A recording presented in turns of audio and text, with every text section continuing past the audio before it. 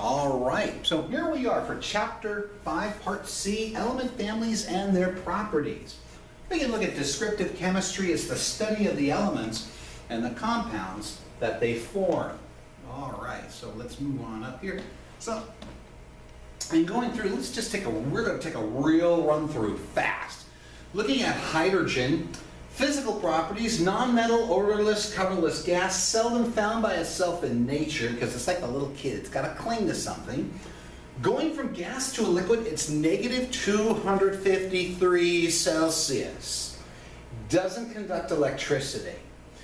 This is a picture of the Orion Nebula in the nighttime sky with a special camera that exposes for hours and hours. The pink stuff you see there, it's all hydrogen gas, baby. All of it. Now, chemical properties, it's very reactive and it also combines with many events. Hydrogen has this thing about going boom. So now we're going to look at group 1 of our periodic chart. You said, well, wait a minute, hydrogen's on top of the lithium. Isn't it part of group 1? No, hydrogen's in a class all by itself. Okay, that's just the way it is. Now, group 1 is the alkaline metal family. Really chemically reactive. Now, why are they chemically reactive? Because these guys have one valence electron in their outermost layer, and it is easier for them to give it away and then have a full outer layer below. So they're really reactive because of that. Physically, they're metallic and they're soft. Okay? I would not touch it with my bare hands. I would not. So sodium, potassium, lithium, rubidium, and cesium, as you see here. Very reactive, most reactive amongst the elements out there, most reactive metals. So chemical properties, they react easily with water. They lose an electron very easily. We can use them in explosives, fireworks, soap, paper, street lamps. Then we go to group 2. So now we're going into the next row over, and that's the alkaline earth family. Physical properties, they're denser, harder, they have higher melting points than the alkaline metals. Now, do they react? Yeah, not the same way though. So examples like magnesium, calcium, strontium, barium, radium. Chemical properties, usually they typically means usually, okay, normally, they'll donate 2 electrons. Uses, military flares, x-rays, metal alloys in cars and aircraft, and bones in the calcium. But you also have calcium in your muscles because that's what allows your muscles to work as well. They always make a big deal about how calcium's in the bones, but it's also in the muscles. Yeah. Imagine that, chemistry in the real world. So now we're going to move on to the next section. We looked at hydrogen, we looked at group 1, group 2. Now we're looking at the transition metals. Okay, that's going from groups 3 through 12. They're shiny, they're harder, they're more dense than groups 1 and 2. Like titanium, gold, silver, copper, mercury, many of the metals that people are familiar with. Now that would be considered transition metals. Chemical properties, now some of them, they do react easily, some of them don't. The native minerals out there, 2/3 of all naturally occurring transition metals are considered native minerals. Uses, coins, jewelry, wire. You think about the coins that we take for granted, yeah, they're made up of transition metals. Yep. So then we look at the inner transition metals, that is your lanthanides and your actinide series. You got something called physical properties like paramagnetism. That's a fun one. Weak attraction to a magnetic field.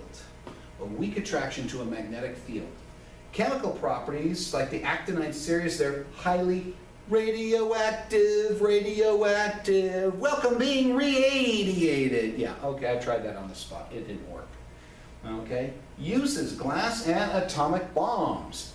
Boom shakalaka. Yeah, it's not fun. So here, this is the result of atomic blasts, where you have the shadows of bikes, a ladder, a person, okay. I wanted to show how, brutal that, atomic bombs are. So groups 13 and 16 include what we are known as post-transition metals. Post meaning after, okay? Metalloids have characteristics lying somewhere between those of metals and non-metals. In other words, they have both. They act both, okay? Semiconductors conduct electricity, but only under certain conditions. So that's where the use of some of those metalloids are. So when we look at the metalloids, it's in this area here, so things like aluminum, silicon, those are examples of metalloids. Okay? Group 13 is the boron family. Physical properties. Well, boron conducts electricity at high temperatures. Aluminum is shiny, low density. It's a fairly strong metal, however, because we do use that in aircraft and in cans. Chemical properties. Bauxite is the mineral that aluminum is found in. We typically don't find aluminum by itself in nature. It's too reactive to be by itself. Okay? Aluminum is used oftentimes because the oxide, aluminum oxide, is not as weak as the iron oxide rust. When we look at iron that rusts, the metal weakens. When aluminum, quote unquote, rusts, it oxidizes, you get like a little milky white covering and that's it. It's not ruining the metal itself. So group 14, the carbon family. Importance of carbon, living things. That'd be kind of important for us, huh? Physical properties, they're a non-metal. Typically, they're fairly unreactive at room temperature. Chemical properties, they have 4 valence electrons. They will bond with anything. Oh my Lady Gaga, anything. True pin fluid, non-binary specific. They'll bond with anything. So, graphite, diamonds, okay, we can see uses in the batteries as well. So we do have those. Moving on, group 15, the nitrogen family. Nitrogen is normally a diatomic gas, a gas meaning that there's 2 atoms hooked up to form 1 molecule, and that makes up most of the atmosphere that we breathe. Colorless, odorless, tasteless. Now you also have phosphorus, which is rarely found by itself in nature. This is the natural phosphorus that's there. Phosphorus, you would find that in guano, bird droppings, for those people who don't know. Because birds do not urinate like we do, okay, or fish. They do bird poop, and the bird poop has their phosphorus in there. There are some people, they earn a living digging out guano to get the phosphorus out. Chemical properties, nitrogen gas is inert. Inert. Check out that name. Inert. Sounds so nerdy. Inert. It doesn't react. So uses for things like nitrogen, electronics, eliminate explosion hazards. Okay. Phosphorus, matches, fireworks, signal flares. Yeah, some fun things there. World War II, they used that as a smoke shell. The white phosphorus, otherwise known as Willie Pete. Okay. Group 16, the oxygen family. Physical properties. Oxygen will exist both as O2 and O3. It is a nonmetal, pretty unreactive at room temperature. Now, if you light up a match, yeah, it's flammable, baby. Odorless, tasteless, colorless gas. Okay? Now, here's the thing. You have oxides.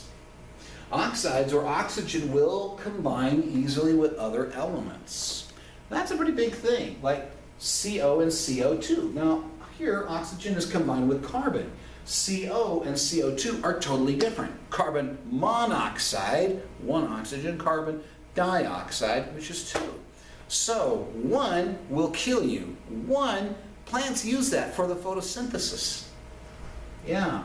Now, you also have sulfur in there. So, sulfides, sulfur is reactive at room temperature, like SO2 and SO3, also smells.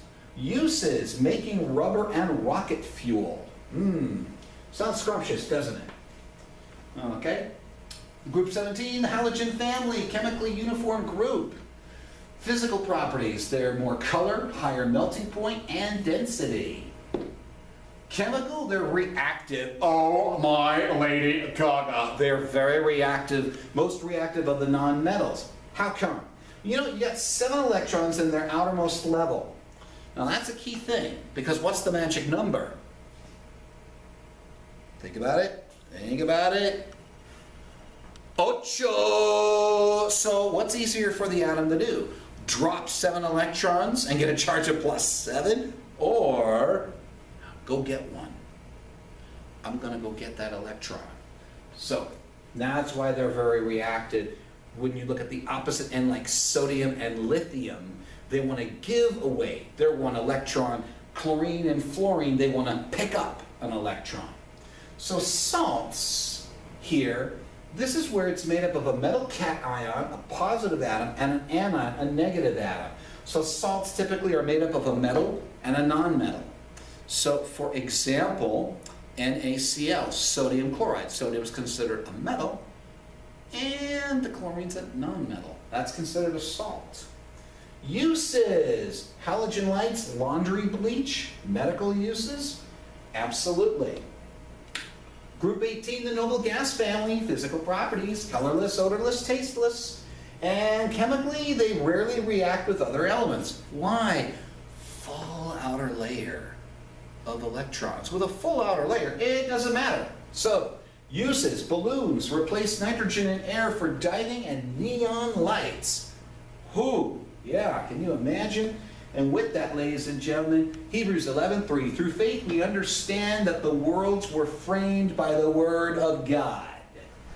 Think about all that as we conclude chapter 5 on the periodic table.